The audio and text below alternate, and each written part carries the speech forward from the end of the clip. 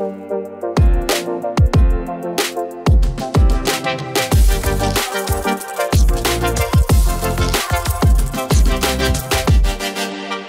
es lo interesante, empezar a reparar en que están pasando cosas que ya han pasado antes, pero quien seguramente nos va a poder explicar mejor y nos va a ayudar a entender lo que está sucediendo es nuestro columnista en materia de política internacional, docente investigador de la Universidad Nacional de San Juan, Sergio Guzmán. Bienvenido, Sergio. Gracias por acompañarnos. ¿Cómo estás, Daniel? Bien, bien, todo muy bien.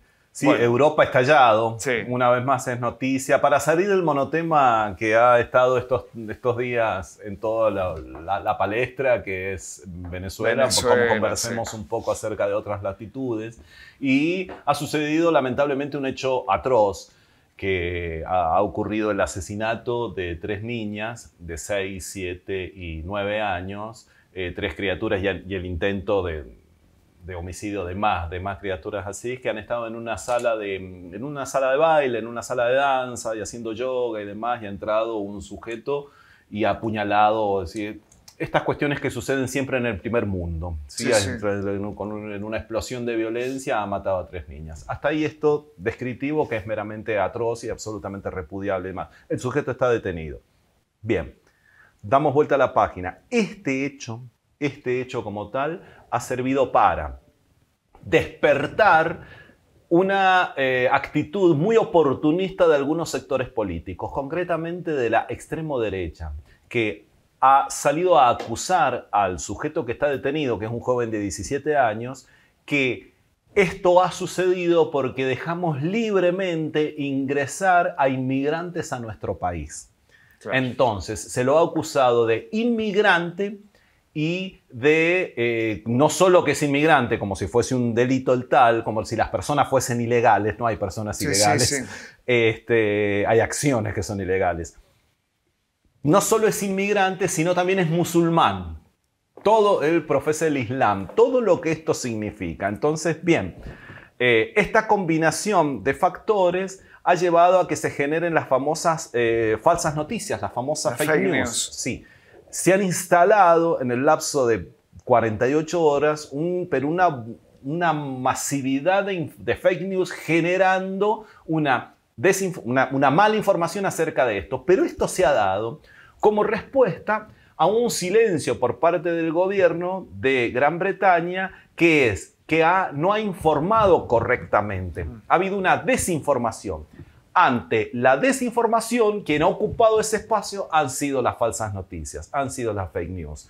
Bien, esto vía redes sociales, ¿no? Digo, esto vía redes sociales. Como plataforma fundamental, que no me parece un tema menor. No, en absoluto, porque esto ha despertado una serie de protestas de precisamente todos aquellos que simpatizan con la ultraderecha, que son contra inmigración, que son islamofóbicos directamente, atacando templos sagrados, atacando las comunidades, atacando todo aquello que se identifique con el Islam. ¿Qué ha sucedido posteriormente? Esto, ya llevamos varios días de esta situación, es la primera crisis que atraviesa el primer ministro británico, que lleva un mes en el cargo. Lleva un mes. Entonces, ante esta situación ya se ha visto prácticamente, es decir, ya ha cometido la primera torpeza, una cuestión de proceder, de mal proceder en la información. ¿Por qué? Porque después se ha determinado. ¿Y por qué decimos que son falsas? ¿Cuál es la verdadera y cuál es lo concreto? Lo que ha sucedido aquí es que este asesino, este joven, que se va a determinar ahora, la justicia irá a determinar el procedimiento jurídico que corresponda, no profesa el Islam y no es inmigrante. Es un ciudadano británico. De hecho, él es oriundo de Gales. Es un ciudadano británico y su familia es de Ruanda. En todo caso, es de África. Claro, es decir, no proviene de... A todo esto, como decimos, la ultraderecha y el espacio de la ultraderecha ha aprovechado esto para salir y desgastar y comerles los tobillos, si se permite esa expresión, al actual oficialismo. Al laborismo. Exactamente, al laborismo. ¿De qué lo acusa?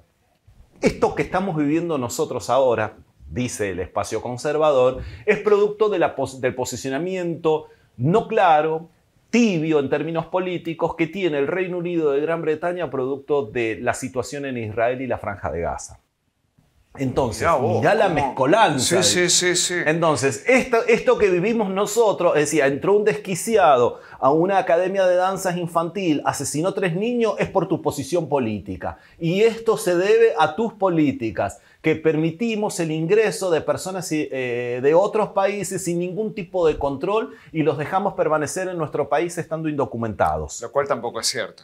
Lo cual tampoco es cierto. Ojalá fuera cierto, no es así. Claro. Si hay un lugar con conocimiento, si hay un aeropuerto complicado para ingresar es el de Londres, Heathrow, precisamente. Heathrow, es decir, te preguntan, tenemos conocidos en común, amigos en común a los que se les puede consultar y te preguntan desde quién te pagó el pasaje, dónde trabajas, y a las preguntas de rigor se suman otras preguntas prácticamente de índole privado. Claro. Entonces, bueno, ante este panorama nos encontramos con una situación que ha desencadenado una cuestión política y ha desnudado de fondo también un escenario social bastante delicado, que es este despertar de la islamofobia que está ante la menor puerta entreabierta, se manda y aprovecha este tipo de circunstancias para atacar a las comunidades, ¿sí? Ahora bien, ¿qué sucede? Hay alguno, porque esto no es una cuestión de que existe, esto es lo complejo y lo fascinante que tienen las sociedades. No es que existe en la sociedad por un lado, la comunidad islámica por un lado, y que por otro lado existe el parlamento, y que todos son calvinistas o que todos son de una determinada iglesia en el parlamento o que no profesan ninguna fe o que simplemente son tradicionalistas. Claro. No.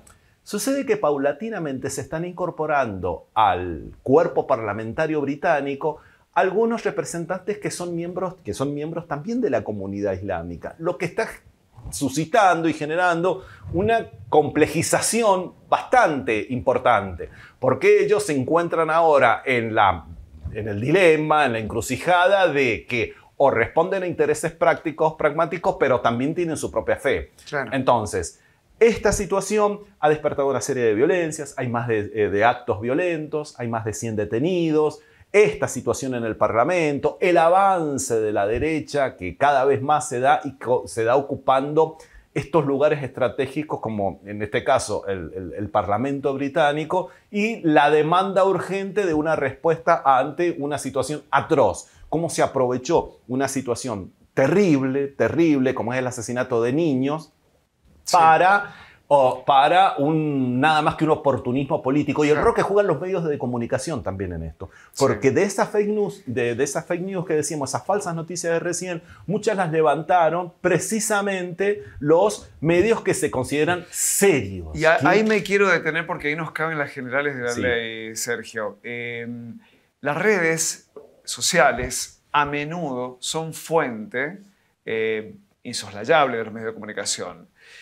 Y entonces el riesgo es enorme. Sí. El riesgo es enorme porque una cosa es una cuenta verificada y una declaración de un primer ministro, un presidente, y otra cosa es lo publicó alguien y se viralizó. Es que no importa, de última el gordo Dan es una persona que ya le conocemos la cara, pero después hay un montón de perfiles que no son ni siquiera un ignoto, son perfiles de algoritmos, perfiles de bots, perfiles de... Y ahí quiero ir a lo otro porque lo leí esta mañana a propósito de prepararme para esta charla. En la instalación de las fake news se han generado imágenes por inteligencia artificial. Es decir, se ha construido un evento, un suceso, con los recursos que hoy nos da la tecnología. Con las imágenes de las personas en Internet. Y ojo con esto, Total. Porque estamos amaneciendo a una etapa peligrosísima. Peligrosísima. Sí, porque fíjate, es que cuando uno lo piensa y lo reitera, es decir, un acto atroz. Es decir, asesinaron 3 niñas, es decir, 3 criaturas, 3 niñitas. De eso salieron es decir, alguien, por qué cabezota, vaya a saber qué pasaba por su mente, se le ocurrió armar una noticia de que el asesino es islámico y es inmigrante y es indocumentado. Nada de esto es así, es un ciudadano británico. Sí, y a raíz de eso se generaron estas protestas que veíamos hace un momento.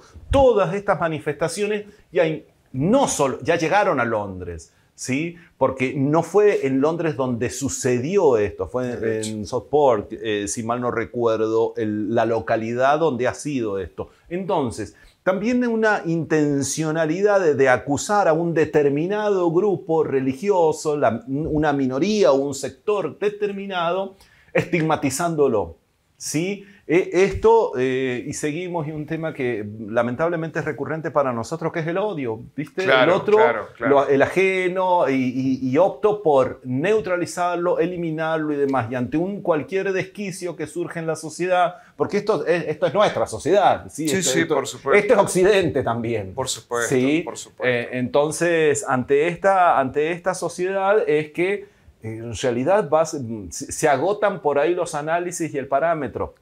Lo cierto es que ahora hay manifestaciones políticas, hay más de 100 detenidos, hay una derecha que está acusando al gobierno ya de débil a 60 días de haber asumido. Entonces, hay un panorama sumamente complejo y que evidencia también una sociedad prácticamente enferma, la que estamos viviendo, en donde un sujeto hace esto y es aprovechado por un espacio político para generar una falsa noticia producto de una desinformación. Hay responsabilidades que a todos les competen, al gobierno como tal y a los medios de comunicación y al espacio político también. Y hablábamos de las particularidades de esta coyuntura, ¿no? de las redes sociales, de la inteligencia artificial y de la fake news.